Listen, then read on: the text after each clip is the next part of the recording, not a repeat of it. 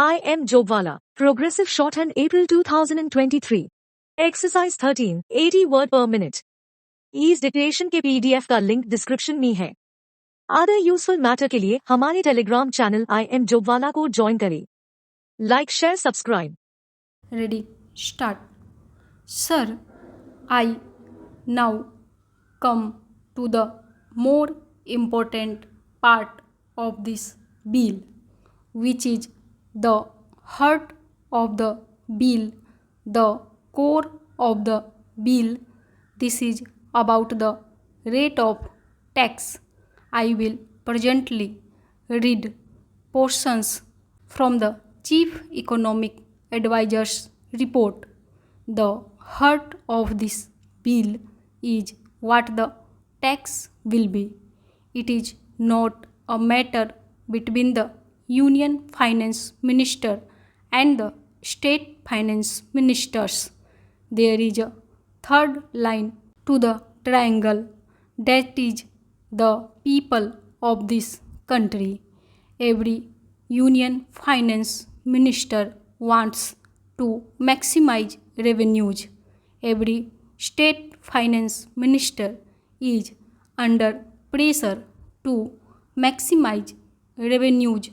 There is nothing wrong with that. But please remember, we are dealing with an indirect tax. An indirect tax, by definition, is a regressive tax.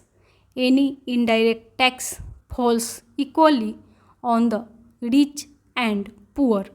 If you buy a soft drink bottle, whether a rich buys it or a poor man buys it, he pays the same excise duty on the soft drink bottle.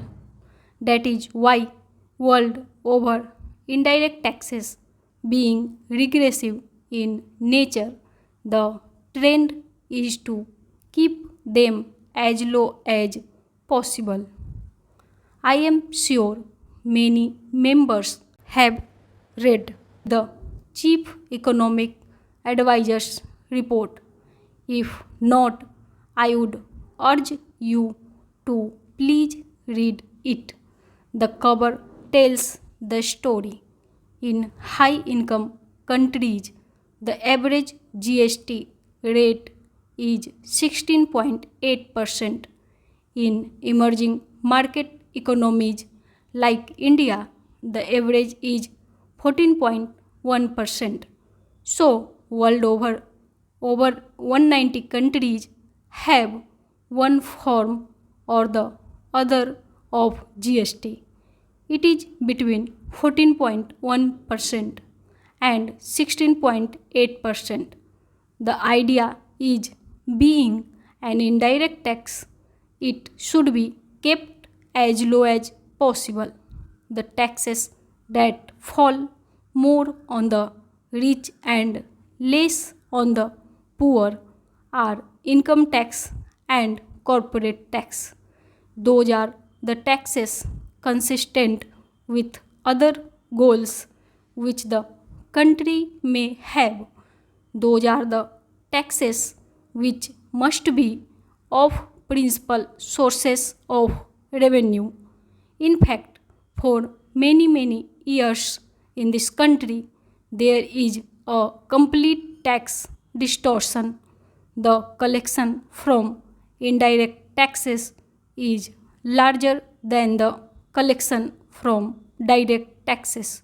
I think we crossed the line sometime in the year 2006 or 2007, maybe in 2008.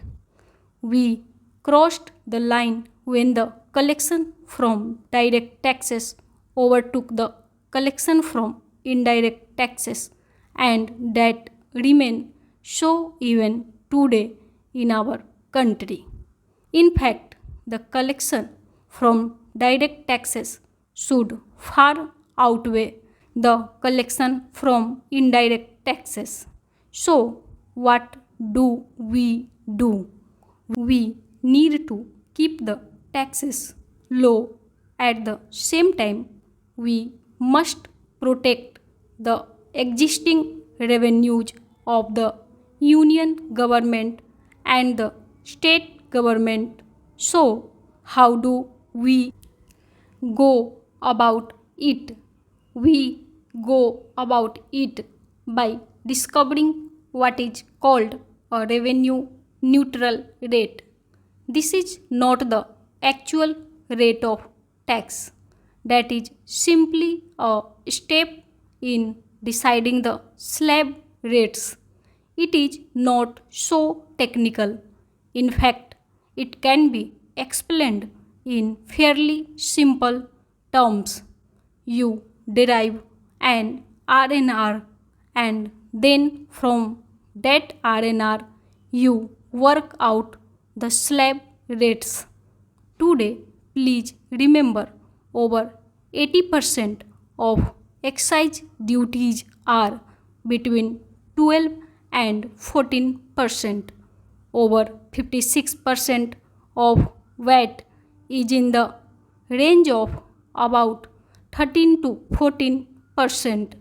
So, on an average, 70% of the goods have a tax incidence of about 13 to 14%. But there are huge tax losses because of an inefficient collection machinery and a large number of goods escape taxes. They are neither captured by the union nor captured by the states, etc. etc. The GST is supposed to be a more efficient tax.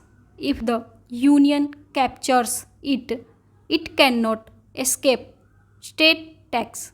If the state captures it, it cannot escape union tax. Therefore, it is more efficient, and because it is non cascading, more people will comply with it. Because it is a self audit method, a chain of transactions, it is very difficult to escape the tax.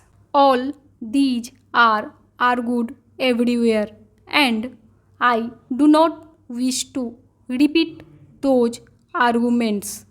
Now, the chief economic advisor of the government, working with experts, including state government representatives, arrived at an RNR of 15 to 15.5 and then suggested that the standard rate should be 18.